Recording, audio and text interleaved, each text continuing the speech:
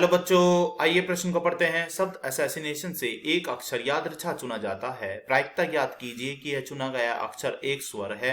Second में पूछा है एक व्यंजन है। सबसे पहले हमें इस प्रश्न की मुख्य अवधारणा को समझना होगा। हमारे पास अंग्रेजी वर्णमाला में कुल स्वरों की संख्या होती है 5। ये स्वर कौन कौन से होते हैं? ये स्वर होते हैं ए, आई, ओ, यू। तो ये है हमारे पास कुल 5 स्वर। इनके अलावा जितने भी हमारे पास अंग्रेजी वर्णमाला के अक्षर होंगे वे सब हमारे व्यंजन कहलाएंगे। यदि हमें प्रश्न में यह पूछा जाए कि किसी घटना के घटने की प्रायिकता का क्या सूत्र होता है, तो इसका सूत्र होता है हमारे पास कि घटना के अनुकूल मामलों की संख्या बटे घटना के कुल संभावित मामलों की संख्या। अब हम प्रश्न को हल करने की ओर चलते हैं। तो चलिए प्रश्न को हल करने की ओर। हमारे पास दिए गए शब्द असैसिनेशन में कुल कितने अक्षर हैं? तो हमारे पास इस शब्द में कुल अक्षरों की संख्या है यहाँ पर 13।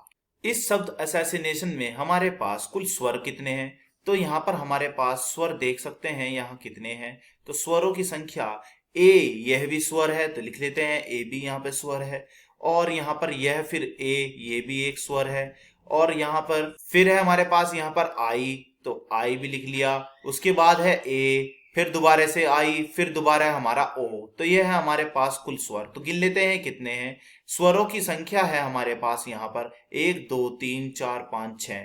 तो यह है हमारे पास कुल स्वर यानी कि 6। हम यहाँ पर स्वरों की संख्या को किससे निरूपित करेंगे? हम इन्हें निरूपित करेंगे NV से। हम यहाँ पर व्यंजन की संख्या को निरूपित करेंगे NC से। तो हमारे पास कुल व्यंजन कितने हैं? 13 है हमारे पास कुल अक्षर। इनमें से 6 है हमारे पास स्वर। तो बचे कितने? 7 हमारे पास यहाँ पर बचे हैं व्यंजन। तो चलिए अब इसका हम पहला भाग हल करते हैं। तो पहला भाग हमें हल करवाना है किस बात का?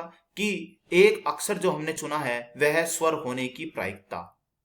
तो स्वर होने की प्रायिकता को हम मान लेते हैं PV से निरूपित कर रहे हैं। तो इसका सूत्र क्या होगा? इसका सूत्र होगा NV बटे NS। इनका अर्थ होता है अनुकूल मामलों की संख्या बटे संभावित मामलों की संख्या।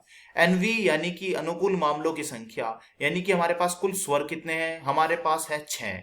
इन्हीं 6 में से तो हम एक स्वर निकाल सकते हैं। बटे संभावित मामलों की संख्या कितनी है? अर्थात हमारे पास कुल अक्षर हैं यहाँ पर 13। तो यह रख देते हैं हम बटे में 13। तो यह आया हमारा 6/13। तो हम कह सकते हैं कि 6/13 हमारे स्वर चुनने की प्रायिकता है।